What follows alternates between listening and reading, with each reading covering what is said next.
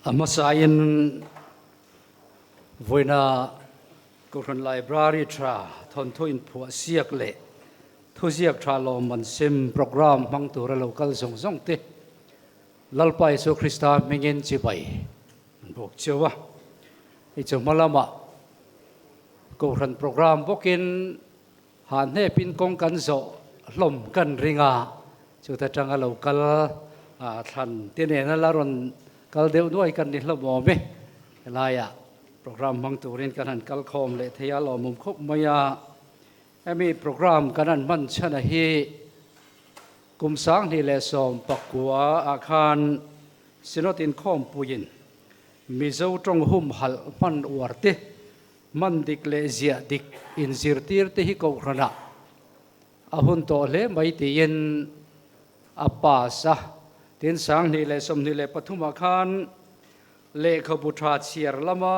ma kan lak hi atul le towe ti kha kanan re le boka te chuan sinotin na bo zui turin executive committee ahlana anin an bo zuya SLNPB lamin tiang chuan ma an han la zel boka khami arela khan library thate sinotina ti tura chuan library mang tha le nei tha te loman a he kum tin sem ni to selati te le sermon em article mo ziak tha hi kum tin than ni se tin rel ani boka tin kumina hian kan han tel bela chu program kan muang khan thon thu in phua siak a hi kan han tel bel le ta boka kumina hian si thum mangin akal don ta ne kum lama khan pani man ani article le lomman o article tra le sermon tra than chua le library siam nei tra te mang tra te lomman kha kan lo sim to ani tiang chuan ma kan lo la da sakhop maya ko ran te hian kanan kal chuana po thei to kan chuani ti alang thei reng maya alomom kan ti tak zet zeta voina program mang tura local hi kan lom tak zet zetani ko ran hote po in ma kan lak na sinotin malak na tura arel kan bo zui hi kan puitlin na zel ani wangin thei top chua mala zel tur poin kanin changal ani when I hear a local te hi in bel khiat tirna hanei masata potila a train kan ringa kan synod moderator Reverend John Raldo sanga khongen loading lok sela lom ome tin kan executive secretary Reverend Dr. Kela lom suala ding le sela lom ome ani hian man hun lai kan sangan tul khop maya rem chang kan nei thei lawa lomom khop mai SLNPB member te BEC tel khan a local thei zong song ending te ang alom ome thurule chanchin bu editorial board a hian SLNPB board member ne lo te po kha an oma wangin a local te ding to te po kha din non poilova Christian tlang awa editorial board member te ding tiang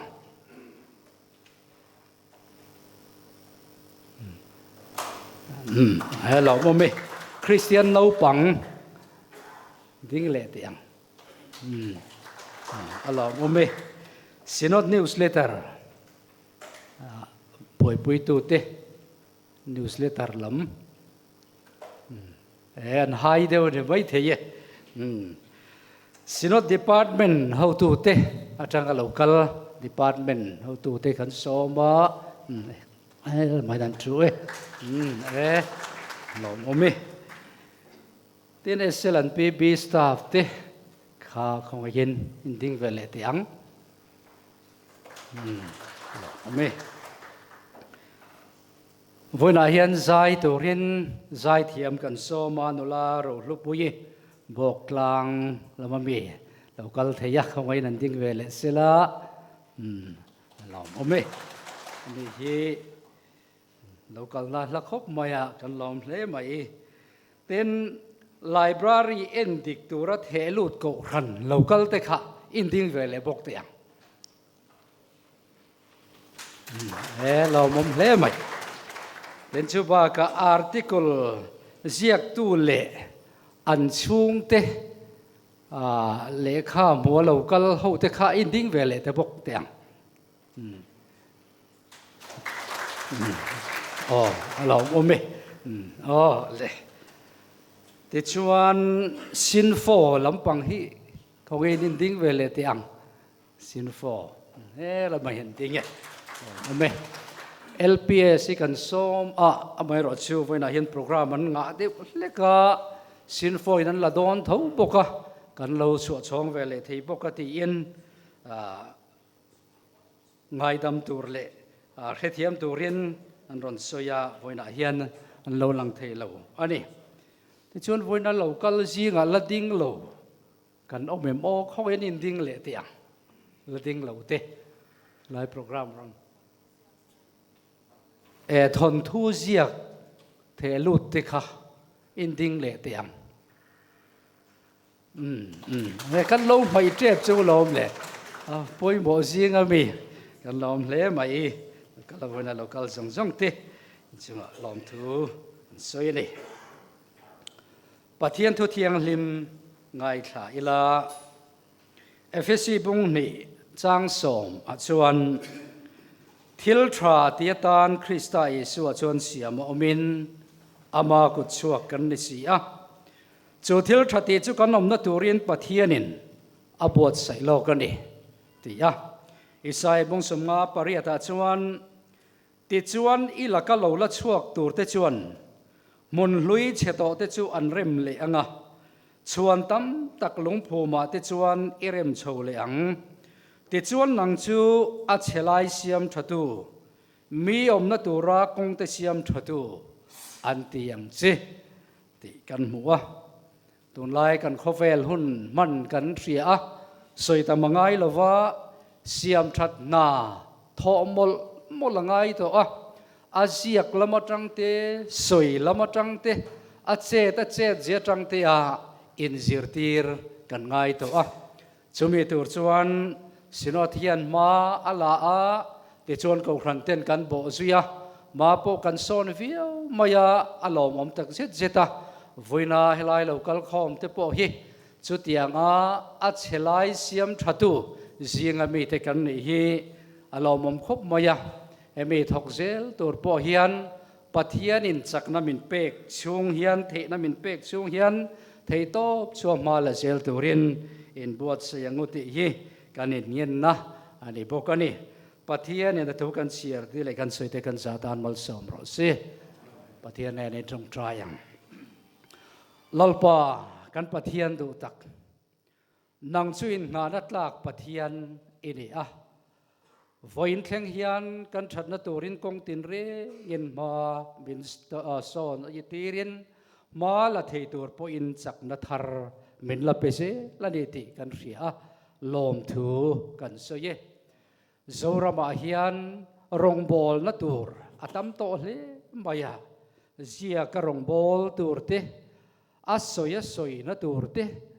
ati na tur mun tam taka oma chutiang tur chuan kan thok mul boka voina hian chutiang zinga chemek te helai muna kan kal khoma inti so ton na tha le inti siak na tha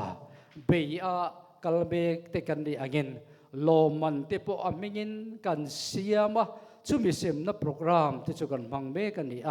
lalpa he kan program kaltlang le min lo thir tu te mang po hian nangma nai du na le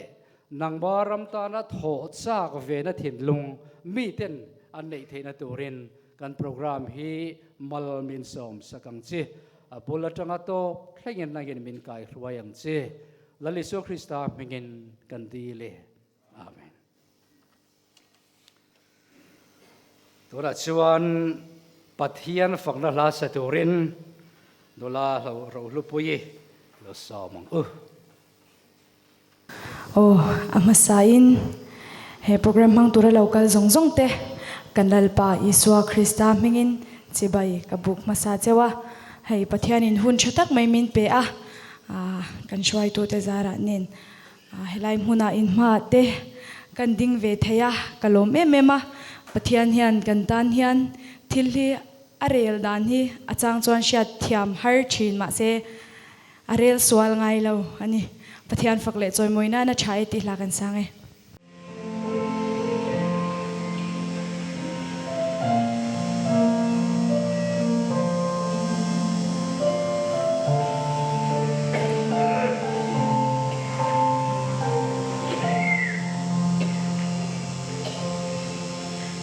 Ansuri malsona changlo maila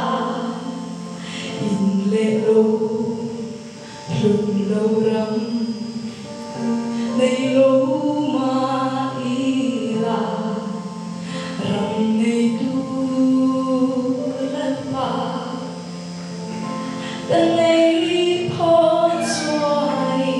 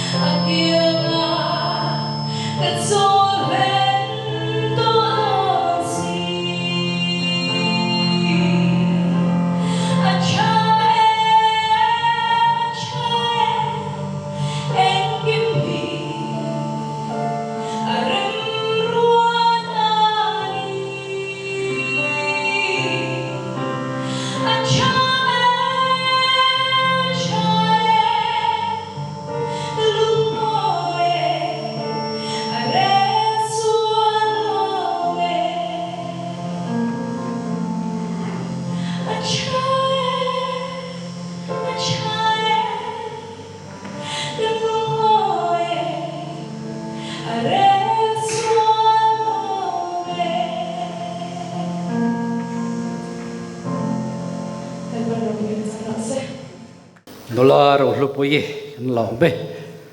ตัวรัชวันริซัลปวนเลโลมันเซมอามากันหอยโดนังอามาสายินไลบรารีเลทุจิยักทราโลมันปวงจะมีโลมันเป็นเซมสักตัวเรนกันซินอดโมเดเรเตอร์เรเวรนโซนรัลดูสังโซมังเปรินไซลวีจอยเนติตอร์สัวกังจูลเงินมาหนุนลางกันโมเดเรเตอร์ปอจูลหุละก็ช่วงไม่สิละทรางเต็นกันโมเดเรเตอร์เฮียนเองยังบอกกันเสียงสวยดูอันใดพอเย็นลมมันเสียงสวยเฮียนสวยๆไม่ตัวเรนกันแกนพวกกันดิเวลาให้กันไงทักตะกังคานสินอตินคมปุยนาอเรลบอซุยนาเซล่าไลบรารีเลทุจักชาลมมันเซมนาหุ่นกันมังโดนันนี่ตินresult กันปวนมาอินเทียร์นะเฮตาอันนุ่งกิลเฮตละมาเฮนะออกมาอินเทียร์ดูเตกันอมชวนสไลด์สปันไม่ตูร์อันนี้ตินเวนักันลมมันเซมตูร์ไลบรารีเลทุจักชากันตีเฮียนคริสเตียนตลังเอาสังนิสมนีเลปังชัวกาอาร์ติคุลโมซาร์โมเนโมขมีชัวกาอัชเบร์ค่ะอันนี้ตินไลบรารีพอฮีกุมสังนีเลสมนีปังกุมากันไลบรารีกัลปุยดานรีพอร์ตค่ะอันนี้ที่กันสวยจังดูทนทุยนพัวเสียคีข้องไงปลลวิลาทนทุยนพัวเสียคีจะกุมตินันในตัวนี่ละวันนี้กุมตินักันในตัวจูไลบรารีชาเลทุจิยักชาคริสเตียนตลังเอาจังทุจิยักชาค่ะข้ามีลมมันข้ากุมตินักลปุยตัวนี่ไม่รอจุตุนจุมาลมมันกันเซมเตลทนทุยนผัวเสียกรอให้จูเลยรอเลนเอาปังจอกเต้นเลขบุตรเชียร์ตุชานในเทนตูรินซินอดลิเทเรเจอร์แอนด์พับลิเคชันบอร์ดเอ็กซิคิวทีฟคอมมิตี้อินทนทุยนผัวเสียกอบวัดสยาจุมีจูไว้นาลมมันกันเซมเตลโดนะเฮฮิจุกุมตินันในตัวนี่แล้ววันนี้ไงปนเราชามิลาติกันสวยมาสานี่ข้องไงกันโมเดเรเตอร์กันเขาชัวกันขลัดตู้เทียนขลัดอลสัมเดวนันเฮติลาเฮียนเซมอันติเดวาเฮแต่เฮียนกันโมเดเรเตอร์ครับข้องไงฉุกคลักเทจวนไลบรารีกันเซมมาสเปร์โดนะไลบรารีฮีโกชันสมนีอินอันรันเทลูตันี่จวนไลบรารีฮีขบุยชุ่งฮีอัชงิน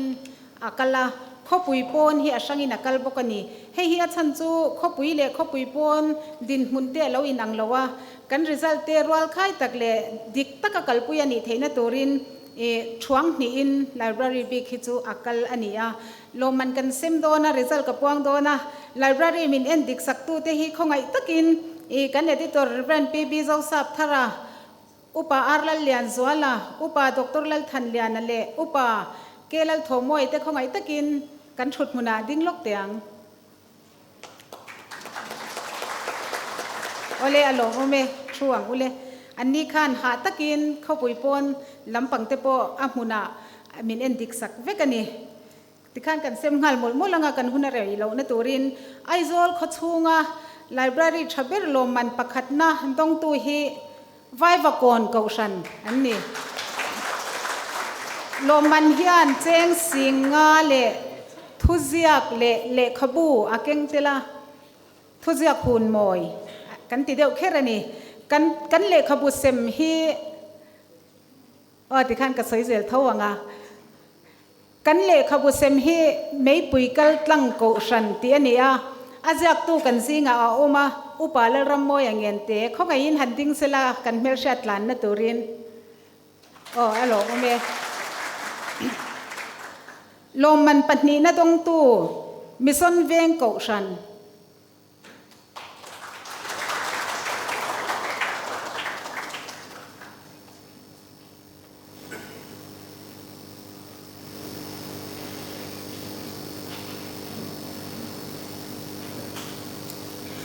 ลมมันปฐุมนะเวงลุยเกาชัน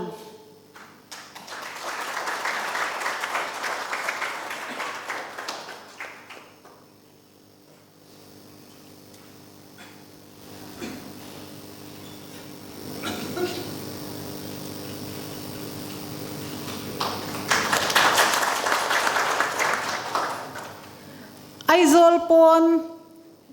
atangin pakhatna mamit kaushan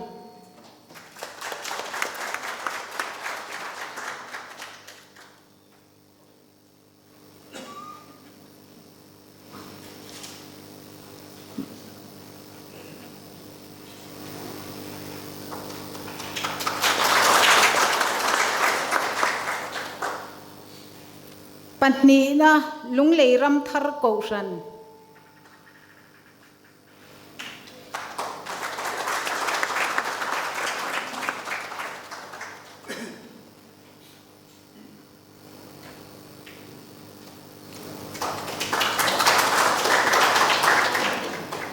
Pathum na champhai bethel kaushan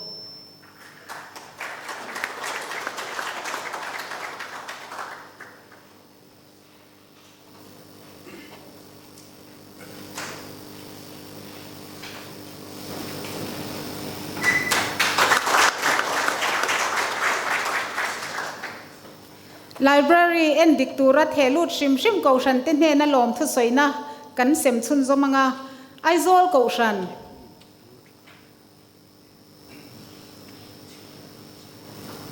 dong tur kan omem aizol kaushan sira khan lo tan leitan kaushan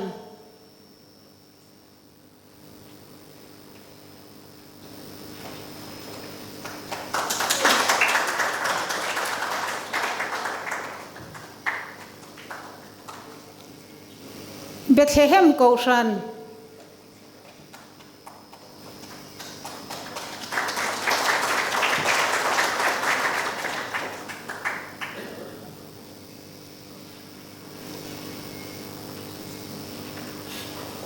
Veng Huai kaushan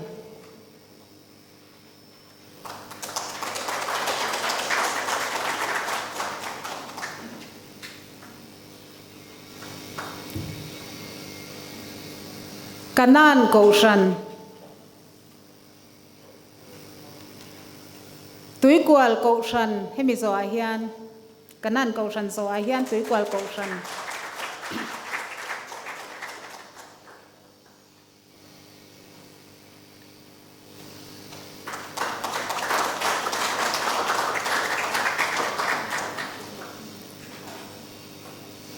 Bungkon kaushan Bungkon Kanom lo chuan ITI veng chak kaushan ITI veng chak kaushan lo chuan Bethlehem North kaushan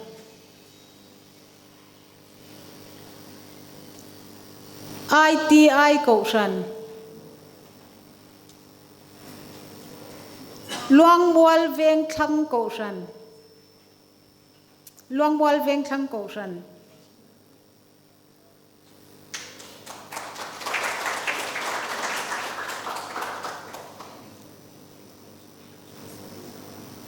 Chakan Mari kaushan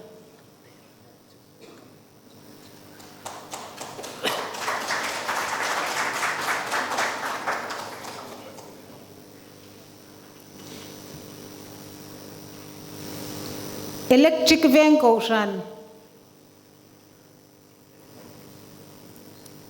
lo ni mo Kolasip diakon kaushan kanomem kanom lo nyangi khati zong kha library bi kania tuna hian thuziak tha Christian tlang out changa article le sermon tha loman kan sem chun zom dona loman pakhatna dong tu hi Reverend PC pa chunga mission veng thlang ania February sang hi somni panga akhan athuziak achhuaka ka pezel don ti azia mangin loman pakhatna adongani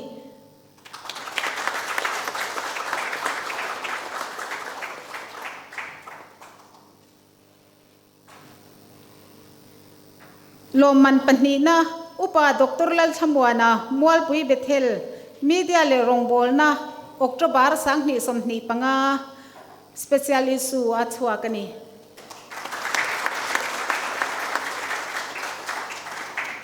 amadu thua zakani lo lengha la jak tura kan so mania aron jak thakop mai loman pathumna upa lal savunga wangmun Tripura kan mamo swal sim harna ti April sang ni somni pangatwa kami ani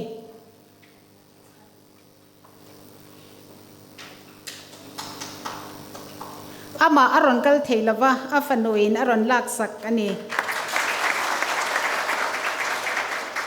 khati zong kha library le thuziak thalom man kan sem thei ania kan moderator chunga lom thu kan soya thu soidu ani chuan headline tang hian kan ngai changang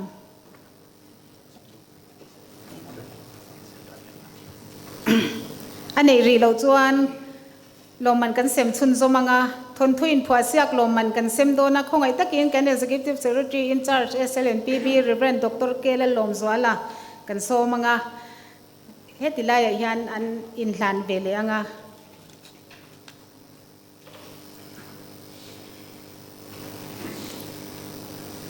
loman pakhatna dongtu lal hruai tluanga salem veng a thon thu phwa ming hi du thanna ti ani du thanna ti mangin thon thu a phwa ani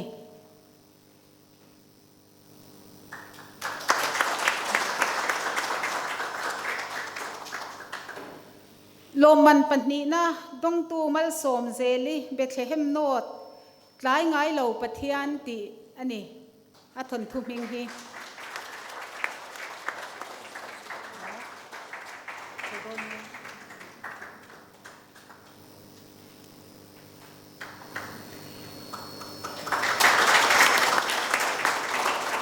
loman pathum na lalrem ruati ramlun sports complex ka phone in min trong trai sakti ani a thon thum hing hi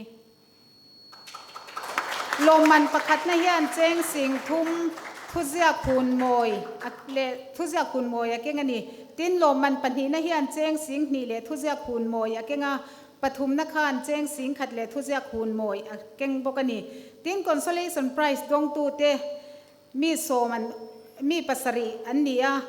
si wanal chan hima bungtlang veng sang loman hian cheng sanga le thuzia khun moi akeng ani si wanal chan hima bungtlang veng sang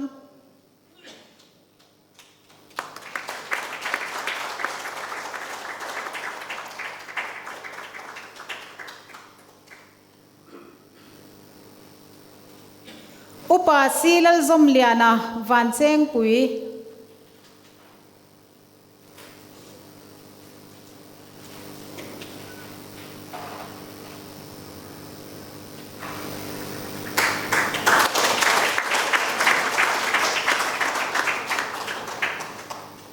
roding puya sial hau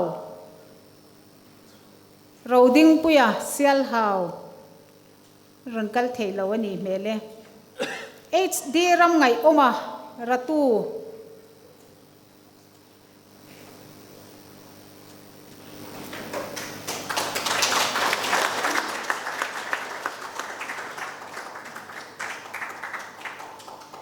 lalom kimi champhai veng thang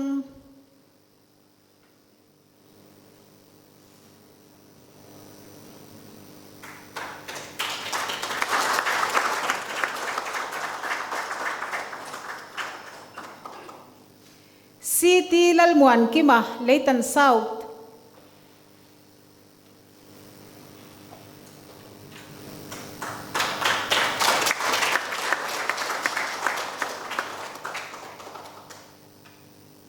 F lal nun moya thingtol veng lai heng lom man dong tu pakhat na atanga pathum na le consolation prize dong tu mi pasari te thuzia khi le khabua ti chwa ani dona chu chu le khabua a chwa huna hello le khabua a chwa huna e SLNPB rate angin royalty an la dong le don bok ani thon thu phwa minen dik sak tu te hne na lom thu soina kanen dik tu te hi upa lal ram mo yangen te luang wal veng thang le Dr. H Laldin moya chan mari pu zo mangaya assistant editor SLNPB te annia anni ba khi anom le chuang lawang ti tur ten min en dik saka kan lon le a kan result po adik tok le tura kan ngai ani en dik tu te hne na lom man hi kan sem chun zomanga upa la ramoi angen te luang mual veng thang ani hi convener ani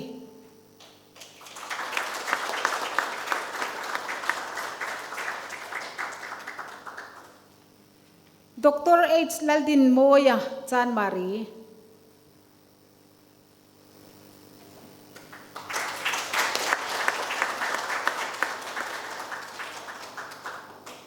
Puzo mangaya address khatla ania a home address in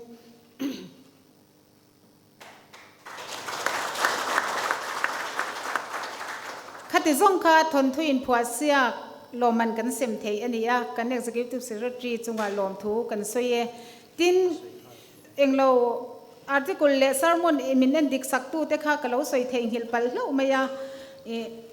kan editor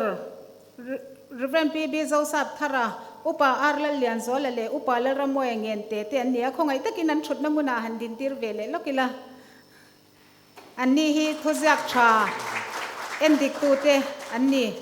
khati zong kha loman kan sem theite ani e kalome hei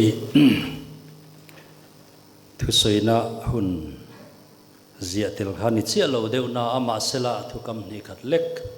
han soi tha in kan thria ama saberin voina he hun poimo tak mai he selan pb tena kan han buat sai ko ran library tha thon thu in phua siak le thu jiak thalom man sem program mang tura local zong song te kan lo lom chewa kan lalpa isu krista mingin chibai kan lo bu cheu ani ei voina kan hun man hi kan sinot rorel bo zuina kal zel ania chuwang chuanin alu kan ti zuala kan ko ran hian kong dik kan la rap chho zel ni in kan thria azo na tlak namang pum puya po literature lama hian ke ni aya han bel tlak le chutiang anga hanin nga na tlak hi an lo om hau lo mayani ti lai hi voina hian kan soi duwa ke ni na literature kan pek chua ya hi chu literature satlia po ni lovin Christian literature tha kan pe chuak ania tun hai ringo ta po hian e selan pb na ale ka bu publish tha tak tak chuak hi a thai em maya mania sangni somni palia USA ka zukal khan ko ran rang methodist ko ran te Myanmar lama tranga kan unau kal khom te an ko rana hun ka zuk manga chutamin hril theu mai chu Mizoram Sinot aya literature lama zo na tha ka hi chuan rin tur tu ma inom lowa chuwang chuan in literature in lekhabu chua apiang hi hela USA tang te po hian kan lo cha ve a tin in Sunday school zirlai puitling le nau pang zirlai zong te po hi Methodist ko ran te poin kan lo zir ve zel ani anti ya chutiang khop chuan literature a hian nu le pa enin kan zo na tha puide hian min lo en alo ni a chuwang chuan chu mi konga chuan kan sinot hian a contribution hi aro pui khop maya Christian literature tha pechuak zel tur hian tura hian na sale zuala tan la turin library thane konga te sermon le thuziak tha konga te le thon thu in phu asiak na lama te tan la turin tiang hian kan han tia kumina po hian chumira duam tak mai chu kan han huwa lomom ka tiam chu ngabik takin thon thu in phu asiak te zinga khanin leirol lanau pan mel ve tak mel kan hu khan khalom mandong tu te zinga alom zual hle in ka ria kan nam hian kan Christian na hian malam hun aneyani ti lai hi a pho langin kan thria a chuwang chuan khatiang literature tra petur khanin puitling to te chau ni lovin tle man no pangjok te po in ngai tu anan lo la seng hle mai ti min mu ti rawang khanin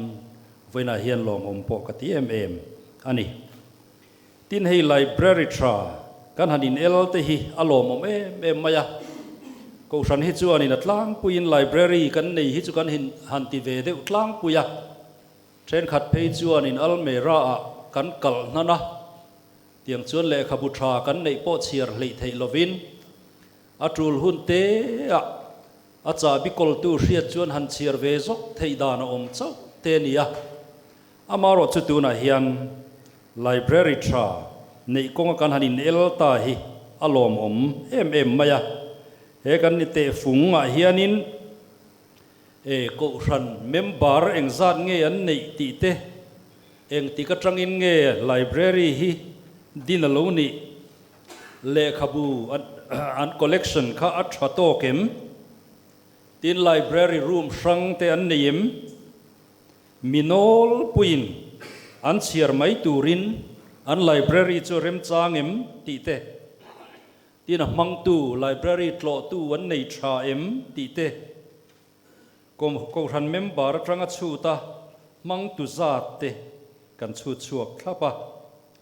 tiang chuan in library mang tangkai tura an ko ran huang chunga tran an lak dan le man lak dan thleng te in kan te a chu tiang te fung pariat mang chuan in library tha te hi kan han te a chu tiang chuan in lom man dong tu te po kha enge mo mai lom man dong in ni lova te fung criteria fel tak kan zam chua sa manga te a lom man dong in nia chuwang chuan kha a chuan om hle maya hetiang library thanei konga in tlan siak ka hi ko ran ten tu nai na sazo ka kan ti tur ani in kan ringa chung kwa alen lu na tlak ko ran hian library te nei ta ila no pang ten an du zong an chiar chak zong an mu ve theina hun puitling te chau ni lovin no pang te pon Christian literature tha an ma ni tum tok an ma ni chiar tok an mu theina tura tiang chuanin an kum mila age group chi rang te ran chiar du tur le khabu collection nei tur zong te po hian tran lata ila tin chu library chu ahmana nuamem eng te lu traem thut na te anuamem a user to lai trong chuan a user friendly em a mang tu te tan a thato kem khang song te po kha ko ran hian biak in tha sakkonga chuan in tlan siak na chang kan hreviau to a kan tu le fa tel nun kalzel cherna tur library tha nei konga in tlan siak na hi thabui thoa kan sum sen na tla ka hian kan ngai ka du khop maya chu tiang tur chuanin thei pato pin tran la ila hei tu lai no pang te phei chu digital khovela an cheng to a chu wang chuan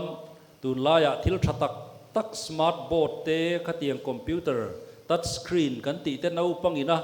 khang hanga thilan en thei na tur thleng te po hian ko ran hian ril ru chu pui la chuan kan nei thei ve kan chung ko a len lu na tlak chung ko a tlo tlak mun na hi ani na taka chuan kan biak in le avel te hi community center a hian kan siam thiam deuh he poimo in ka hria a zana in khom nan chawa emo zing trong trai in khom nan chawe mo kan ti hi ala tok lovin ka hria a community center kan thalai te pon an hunan man tam na ni sela ai zola po mun thaber ber nei chu ko ran te kan ni zela ai zol khopui po na po kan ni thova chu tiang chuan in society tan hian ko ran hi a relevant zel don ani chuan kan in da lai pui thiam hi apoi mo em maya chu tiang tur chuan in kan thalai te no pang le kan tu le fa te na hun an man tam na hi biak in le avel hi ni sela chu chuan in kan ram nun hi akai hruai em donin kan ringa chung zinga chuan library tha nei konga kan in tlan siak na tur te po hi nakina chuan le khabu keu chi mai ni lovina digital version ang zong te alim an no pangin an nuam ti takan thlir thei tur zong te heng khem te po hian in tlan siak apoi mo khop maya kan nam literature hi athi chuan kan Christian literature hi aral chuan kan nam le kan sa khuana po hi aral zui don ani tuna hian no pangte te hi han thlir ma ula an ina han leng ma ula khovel media ina chom ngar loma lungoi takinan kheu miala ma se heng media thang games le YouTube an thil ena te hian thil thalo hi an lo zep tel thiam em rainbow color ti te hi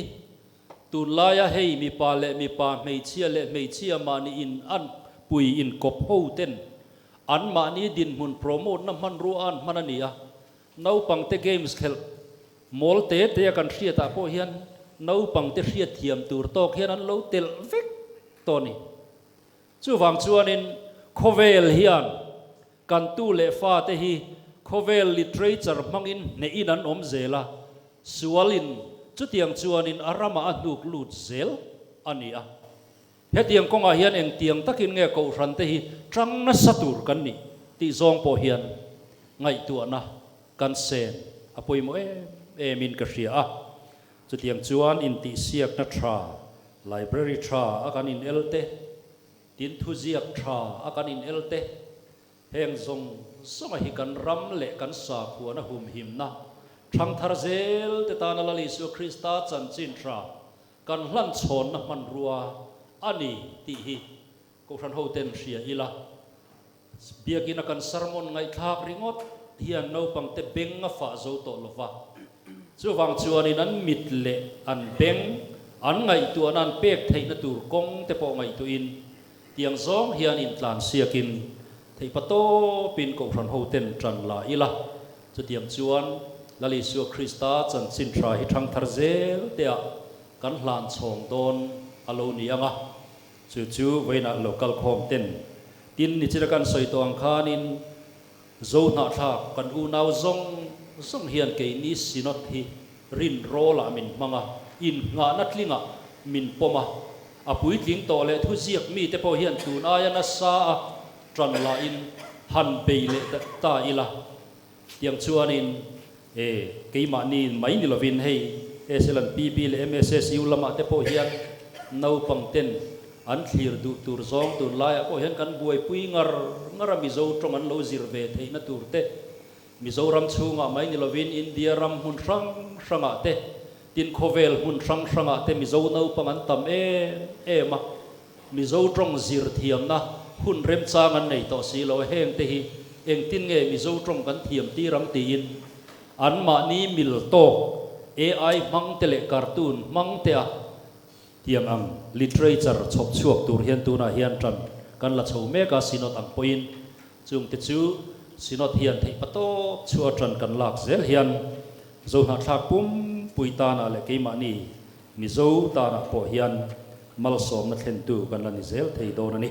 khang te kha hun toy te kan nei a kan soi lam chak dewa kan chu tiang chuan in hun thatak chairman in min pe ka wang point kalo me candidates te the dragon thu thatak tak kan ngai tha a lawmom khop mai le tura chuan adopiang ta na thu sei na hun kan honganga mi pakhatin minute nga omvel te thlir thia bila chuan soidu kan kan ringa honghal mayam le kan moderator le kan EST le voina kan minister local khom chere ko san upate le herong bol na mi tui rilu le ngai to na senga lo man hial dong thei a ngai to na seng tu sung te nal pa so Krista min ti bai ko bu so ke hi CL than tluanga kania mamit ko sanu pa kani library committee a hian chairman in kan upaten min han tira china an lo man tong tu kha pb wanral ruati ma ruati yang ko ba ani kha kan secretary ani ya yanani hi e sondalama mamit college sa kwan librarian khata umayan ya ani kan nei hi e kan ba nei le a tin hei bulami hi apasal upa ichwanal fuaya ani kan ko secretary ani a kan le khamu kan kan thusia ta khan mi pani tin ya maro chu a kan secretary kalve sela ani hian min troi om selangin tin soma chona pathum hian local thei ani thaloman result kan ngai tha kan phusok maya kan don pon film tu ti tak devin kan ti to te ho hian bot pen ai thu te chu min pe be e mong chu an tia kan be sei sang lo hle maya ma chu tin ngen en dik khan en dik dan po tin kha kan yes khan soya ta trang khan kan fet si ani local paper form ngom kan hum for moya thai mat mol moi eng zong en sia and then sat ngam chi khan ni mang box si lo ngai thatat chuan kan ong ve ringota sila tholo bom tak kan an donga kan don pia lama kan be sei phak lo kan dong te hi aro pui kan ti a kan ngai tak tak ang khan helama library lama ma son na hin sinot in khom puya po khan kan soya tin SEC te po kan soya mani mi malori lu point ngai tu ana om ringa ma kan la chho ve sera maro chu fi te lo lega chu ba ka kene bia kin te han thiat ta pun kha kan nei le thei ta lo duangin to ba ma song kha kan lo ti ve big be kan chu kan ta kan kan le khabu te po al mera kan kal nan maya pathian li chuan ho the kan tia kan mi ruat ten ho tira maro chu bia kin han sak sowa thil han ti tak takin malak tan hunde in kan ko san committee point room kan nei rem san thi ang salai de mi han pe ya ko committee chunga po kan lom le a chuan he en kol tu satak mai kan le a kan committee a hian nu ho khulaya kan rong bol tu la salai te singa vingwa tak tak mai mi pali panga ve kan ne ya chung ho malak na chu ni de ber maya kan ma son na po hi ki ba lu ti ho hian en thok lim hle maya yang chuan tun din mun ga theng thei te hi pathian min suai na ani a wena hian ke wani lam kan ti dan kan ai to chuan in chuan na tu lai hi ka reng reng lo ba he lo man pakhat na hian kan tan chuanin chalen sin pe mangi o te kha kali ro om chuani kan tun din mun na tang hian engang ho son turin nge kan ho tu te min du o ti kha ka ngai tuan na chuan oma te tiang tu chuan tlan po kan la chho anga tin ngang ko ran committee te ru po in honga bani bukru mina le khabu sel ni kar po khan reduction sel po khan te to kan chua nu ho te na an fa te an chiar pui tu lek lek de zan mut ban an chiar pui tu ten ho thei tu rang te ya kan ti sang sang kha kan foi tu te han mai tu bu le khabu singman ve tu han la khom ve le tharin yang chuan tran an la chho ve na ya hian voina foi tu te thi ro man dan hi lo bom kan tia kan phu lo lo man kan dong hi kan lom tak set ani chairman le voina he un nong tu rong kal khom song song te in je vai chi bai tu bu chewa ke hi upama som liana vai ba kon ko ran secretary ani e voina hian ko ran library tra loman pakhanna kanan dong le hi kan lom hle mai kan be sei phak ba ani นี่กุมาขานกันรินโลเดวินปะขันนะกันอันตรงเตะนู่นละนี่กุมาเพกส่วนนี้อันทั้งโดนตีโปกันเทลวะเอ็นดิกตูเตค่ะกันเวงันอันลุดขัดตัวกุโจละเตค่ะก็ฟรันซิลทรีฮักกันยันนี่กุมขานเฮอินไลบรารีกันอันเอ็นดิกโดนเนี่ยอันอันเตียอตุมากันอันริงเลี้ยมละวะอมข้าปนิปทุมกันอุปานายไหวเตค่ะกันอันกูโคมาสุดเตียงชวนกันโหลดงทรงโนโนอะ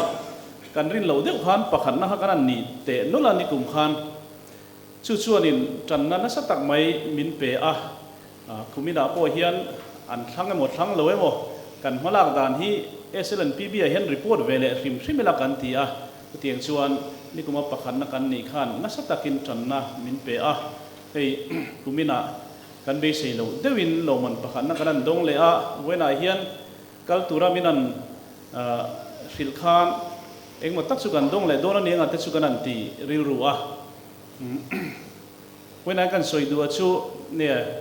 กันมาลากด่านแค่หันสวยลันเวกันดูเล่นดินสวดตากาชวนก็ทันไลบรารีฮีอาเทียงกันเอ็นกอลเวไลบรารีคอมมิตี้เตดินินตุนาฮิยันเลขบูฮีสังฮีเลจัตุมสมสริเลปริยัดกันรีคอร์ดสินาชวนกันในเวให้กลุ่มที่นิน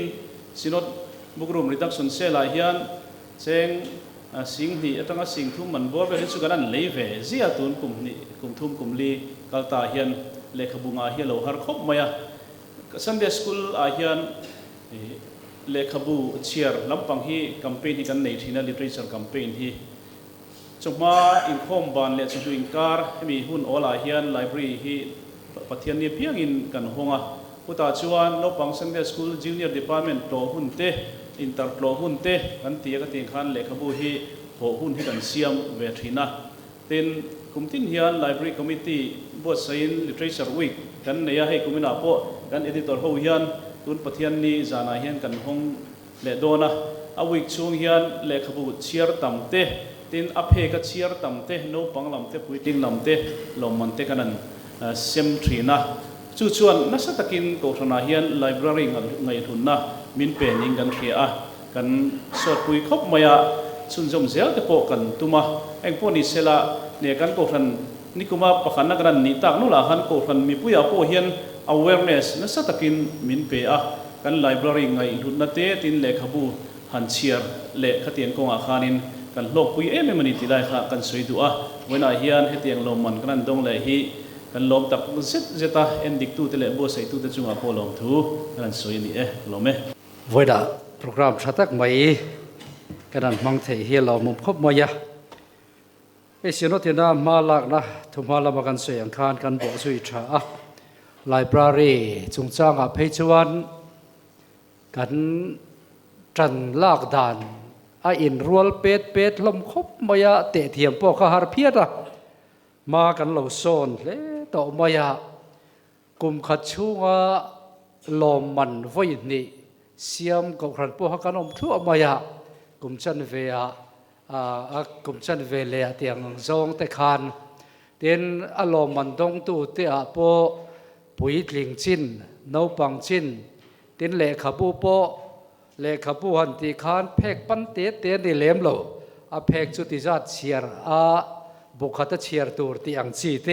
เตียนการนั้นเชียดเช่นขตาเพจวันเลขบูหอตัวอินไดโลวางินนปังหินดูปัจจุบันด่านที่ปนเราห่อตัวปนนี่อมข้าที่อังกครันที่พวกข้ากันอมนี่อมที่กันเนี่ยเราอมเล่บายเช่นดิกชันนารีเรียนปุยหันปมหัวเวทนอลเราปังที่พวกข้าอันเราอมมันนี่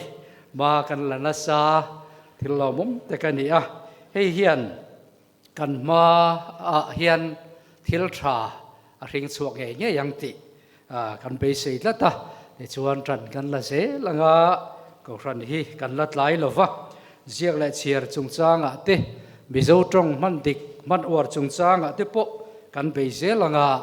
ปัทยานินมัลสอมังมิโซเตเฮียนมากันโซนินปัทยานรำโพสาวเสลังติฮีกันไปเสละตานีและตัวนัดชวนใจตัวเรนนุลาเราลุปยีสอมแหลมปัทยานฝักเลยจอยมวยนั่นเราปุยโดนทีละอันสัง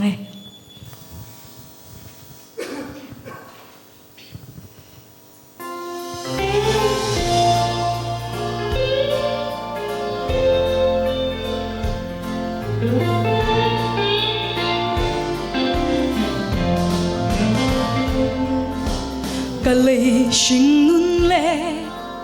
ka lei ro lu ten mi phazo lo ma se ka lung o ya ni o ka lung o ye lal Krista zara na kina ne na pon varga sindon si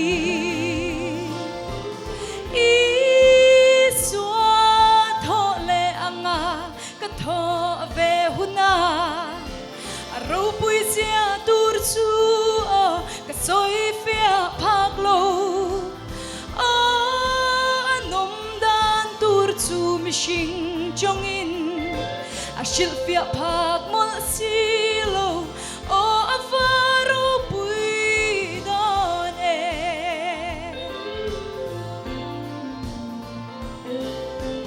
ka lei tak sa le ka lei ro pui na li pa van tak sa Kristan min pe kun tu o ka ngak le lal Krista zarin thiam chang in kan lengang ka param moya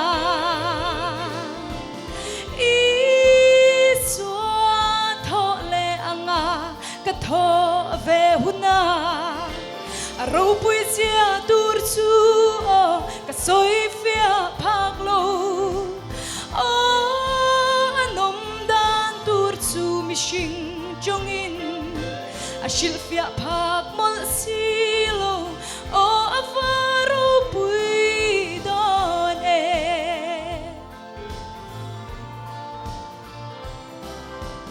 aming soinin lo van Jerusalem isua thi senat lan sa te kho pui chu lungai le cha na om to lo na ram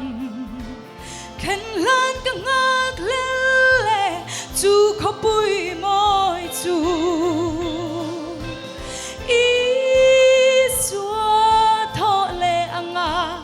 tho ve huna ro pui sia tur chu ka soi fia phak lo anom dan tur chu mi shing chong in a shil fia phak mol si lo o afaro pui don e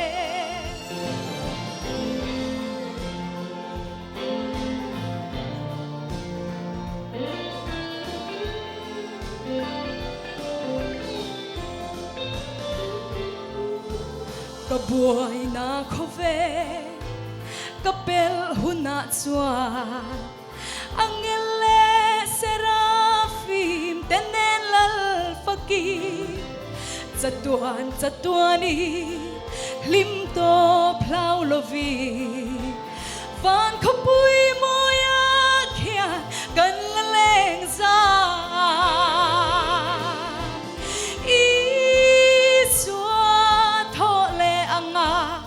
tho ve huna ro pui sia tur chu ka soi fia phak lo anom dan tur chu mi shing chong in a shil fia phak mol si lo o afaro pui don e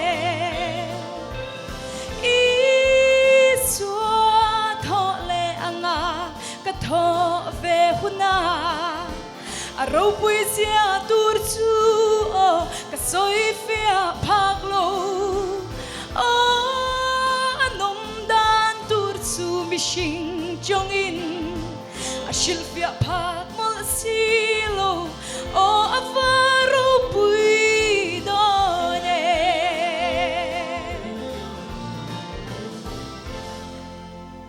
lalvan ro pui na chang ro se voina lomban semna hun kan bot sai ti hlotlinga rongkal zongjong te hnena lom thu kan soya kalal pai so Krista mingin Synod Literature and Publication Board ai in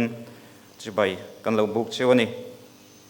hei voina hian pathianin hun thra min pe a min kai hruaya kan ruang man te na te min hriat puya a hlotlin na mel min hmutira pathian chunga kan lo me mani tin kan moderator Reverend John Raldo sang ale kan executive secretary Reverend Dr. Kela lom zuala ten loman min sem saka min uap tlat boka tin kan ESN ring kha fuina thu tha tak tak te kan ngai tha a kan lom ma tin BEC member te aizo khapui chunga board member te le chanchin bo editorial board member te le department sang ho tu ten kan som na te ngai poi mo in voina min ron telpuya min ron uap tlat hi kan lom tak zetani hei zai thiam te hi mi bik ania an hlu ma Presbyterian hlang om na khuwa bak tong nula ro hlukui bok tlang nula ro hlukui kan som na min ti hlotlin saka hlatni lai mai moi taka min ron sak chu saka wangin min oi the wangin kan loma achunga lom thu kan sei bokani in kha Christian tlang awat thuziak tu ten hena thuziak tu ten hena loman kan han sema sermon le article tho tu te hi om me lo ta sela chu loman kha siam ve ringot maila ati hlothlim tu turan om don lo ti na ni a an tha te an hun te ngai tu na tam tak senga ko ran te chom na le ma kan son phana tur thu ron ziak tu te chuka khanin kan lom tak mewa loman don be se wanga ron ziak an ni lawa amaro chu an thuji a that emo wanga loman dong zo kan ni a tuna thu ziak kan ron tho hi du tok mai lo sela ni danga te punkal local le zel tura te po ron tho le zel turin kan som tin an ni ba ka hian voina local khom te po hi article te sermon te Christian tlang awa te no pang chherok to ka kan suat hin Christian no panga te ron tho zel turin kan som bok sewani tin thu ziak tha loman endik tu te kha ni china kan sei to ren bizo sap tharate upa ardal lian zuala le upa dal ramo yang te an nei nikum chung zonga Christian tlang awa article le sermon zong kha an ming chokra in atharin kan lakhoma kan print veka khatatanga endik kan ni le khasier ngai tam ma tiang khanin an hun hutak te sengin min endik saka an chunga polom thu kan soya chuan ko san mi puiten le khabu tha kan chiar tam theina turani be sein kum sang ni som ni pali atangin library tha kan han thanga ko san library tha taka kalpui hi om tamang lo se chu loman sem tur po hemi kan bot sei poi hlotling don lo ti na ni hemi endik na library tha thanna rontel huam ko san library nei tha tak ko sanin lo om hi kan lo me ma ni kumla ma khanin kausan pathum che in anon thelu ta kumina chuang kausan som ni lai endik tur om ta hi kan lom tak zeta na kumla ma phei chuanin apun le zual te po kan bei sei tle tani in kha library loman pakhada dong te ne na tangin an malak dan te kan ngai tha khang te po khami dang te tan po en ton tur tha tak tak ni in kan ria khang anon sei chua awang te po khan lom thu kan sei boka tin no pang le tle rol pol thon thu in buas un phua siek te kan han buas sei ve chota thon thu phua hi ron lut mi in ron ziak ta mi lo se chu kan hlotling don lo ti na emo tlem te chu in ron ziak se chu kan hlotling mi don lo ti na ani chu tiang ni lovin thon thu za som thum lai mai kan donga an tha te an hun tam tak senga an ngei tu na senga thon thu ron ziak tu te zong song chunga khanin kan loma kan tan Sinod Literature Publication Board tan hianin in hlue mema abik takin voina loman dong tu te phei ka chu in thuziak khale khabu a chua ani dona wangin anakin zela po in thon thuzi mang khanin mi te fui na te mi te ta na en ton tu thu tha te ai in la soi chun som se dona tuna in thuzia in thon thu phua kha top na ni lo sela thon thu tha tak tak dang te po ron phua se turing kan han som chewa Sinod Literature and Publication Board in achua chi ni phot chuanin in thon thu ziak te po chua te po kanin huam em mani ti kha min lo hriat pui turin le kan han som bok chewani tin library tha thlanna hianin a hmuna kalchil a endik vek ani a hei kan editor ren pb zo sap tharate kan bec member upa arda lian zulate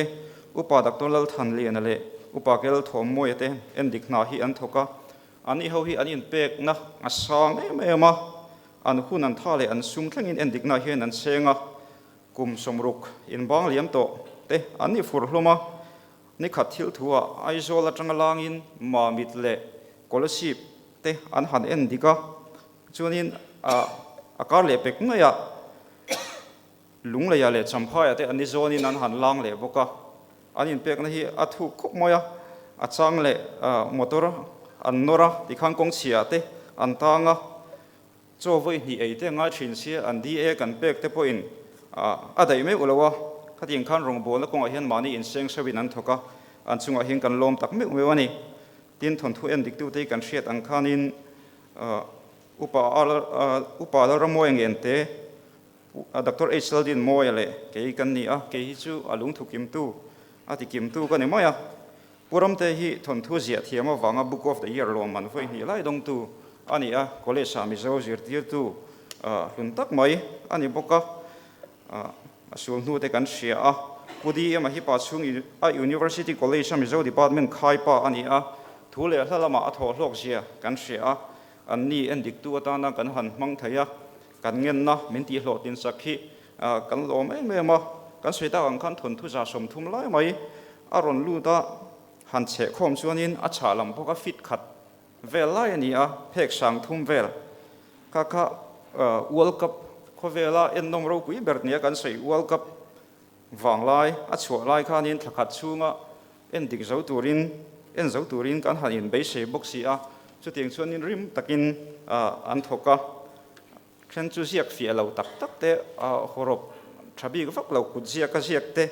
ani a chin a thren ka sin em aron print te po an ni a khang song som te kha phun mi alawin min en dik saka min ti hlotlin saka kan ngen na te kan lom tak me wani chun hei kan kau thana thil thleng poi mo te avong tha a chul anga mi pui hria tura the dar hrin tu Synod Information Department lam te point kan ngen na ti hlotlin voina thla te min lak sakin a chul angin min the dar sak don ni in kan hria kan lom tak mewa tin SLMPB officer thok tu te hi kan editor hawin lungrul takin kan thok thrina voina kan hun man a hlotlin theina na officer thok tu te a chula piang a boi puya thok tu te chunga kan lom em bokani voina lom mandom tu te kha khonga in lo thun hu fol de hritila hemi kan program zoa hianin thate la hawila a tha in kan sia lo om fol turin kan in ngen bokani ka soi the tok ni se kalome loman pakhat na dong tu library bi ka khan committee anin siam dan kha kan hriat lan te po thain kan ringa Sunday school secretary no panglama bi big te a leader te kha library committee a hian an tel vek maya ti chuan ko khana mala ka sambi khop maya no pang department sang a bikin pathian ni le chuan an ni in library a huran mangdon an kaldon atianga ruam man na siam khan ma an la ang te po kha ko ran dang la ti lo te po hianin kan ti vezel ma kan so na tan thel poi mo tak tur ni ti kha kan soilang lai du bokani le tu na chuan kan zain kan ding anga mol so na min tin turin reverend lal sang mo na lo som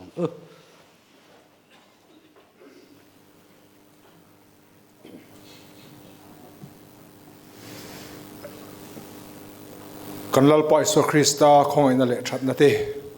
pathian kan pa van mi mangai na ro puile tharau thiang hlim pol na kai hruai na thamwana du tak chu in za hne na hian tu na tanga kum khoin lo mrang ro se amen